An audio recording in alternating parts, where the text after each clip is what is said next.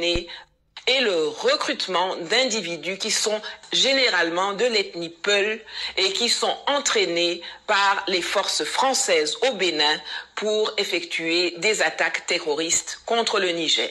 Puis on revient leur donner des armes, un peu d'argent et de la drogue pour les transformer en terroristes, qui parlent ensuite en public de massacres de civils et de génocide contre les Peuls quand les armées de l'AES neutralisent. Vous avez entendu, et c'est très dangereux, je vais venir juste après, cette vidéo c'est vraiment pour les partisans de l'AES, pour les partisans ou les habitants du Sahel, n'écoutez pas ce genre de discours, c'est très dangereux. Et cette dame, donc qui s'appelle Nathalie Ambre, qui vit en Suisse, qui est tranquillement assise dans les salons européens, qui se balade d'aéroport en aéroport, est en train de vous pousser, vous l'avez entendu, hein, cet extrait qui pointe du doigt toute une ethnie qui est présente dans plusieurs pays en Afrique.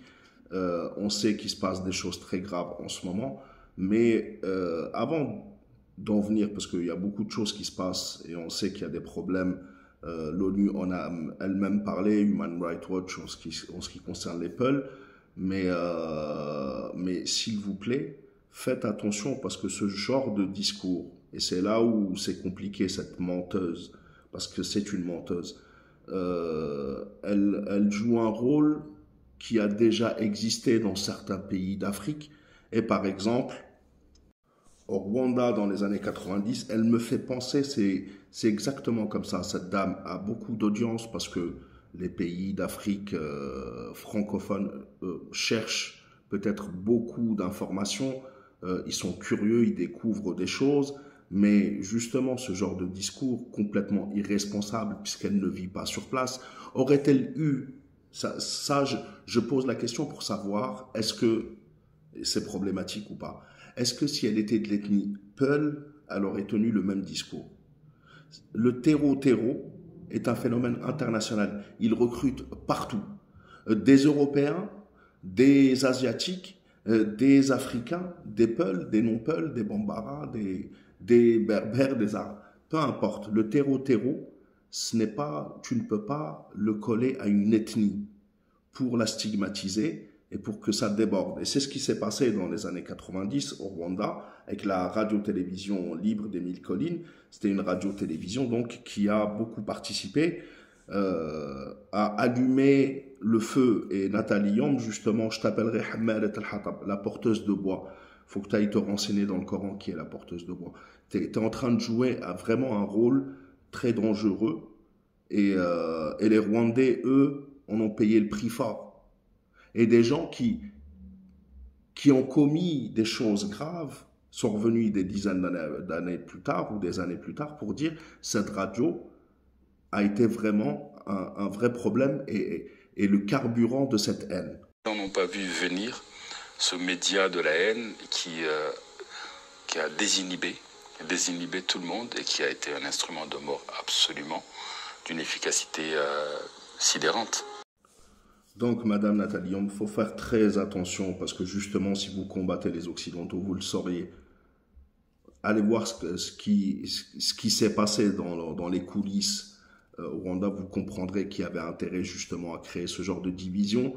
Et ça, je vous l'ai dit, hein, moi je m'adresse plus aux habitants du Sahel, etc. Faites attention à ne pas rentrer dans cette haine d'où il est difficile de sortir, surtout quand... des personnes comme Nathalie Ambre se trompent et disent beaucoup de propagande, beaucoup de mensonges qui n'ont pas de sens. Et on va le voir par exemple avec ce qu'elle a dit sur l'Algérie, les États-Unis, etc. Et vous allez voir, on va faire un petit parallèle. Déboule par voie terrestre pour encercler le convoi des forces armées maliennes. Comment cela est-il possible ? Les images satellitaires de l'avance du convoi malien en direction de Tinzaouaten ont été fournies par les Américains qui ont organisé, avec l'aide des Français et des Algériens et de leurs supplétifs terroristes, l'embuscade qui a coûté la vie à une soixantaine de soldats maliens et alliés.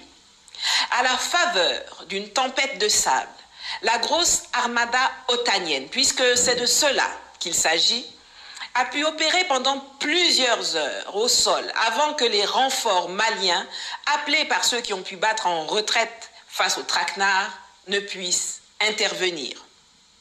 Véhicules sophistiqués, chars, drones, mercenaires de la compagnie militaire privée américaine Academy, plus connue sous le nom de Black.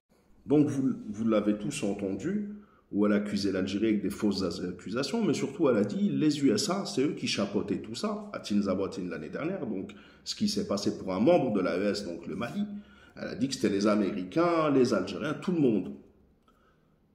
Le problème, c'est que j'aimerais bien qu'elle nous explique, puisque Tiani, l'un des 3 membres de l'AES, vient de rompre ses accords dans le domaine du renseignement avec Vladimir Poutine, et c'est tout à fait son droit, et il vient de se rapprocher et d'accepter la nouvelle ambassadrice des États-Unis au Niger, qui attendait depuis ça fait plus d'1 an qu'elle attendait, et ils ont relancé les accords dans le domaine de la défense, etc., etc.